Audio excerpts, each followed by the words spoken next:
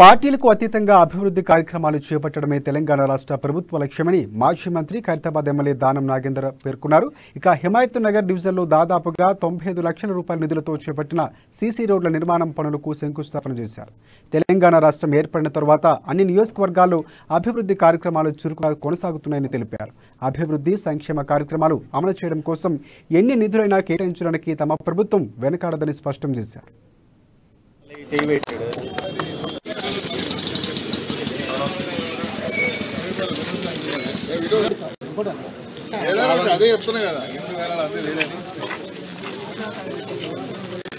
సంబంధించి వీడీసీసీ రోడ్లకు సుమారు 92 లక్షల రూపాయలతోని శంకుస్థాపన చేయడం జరిగింది.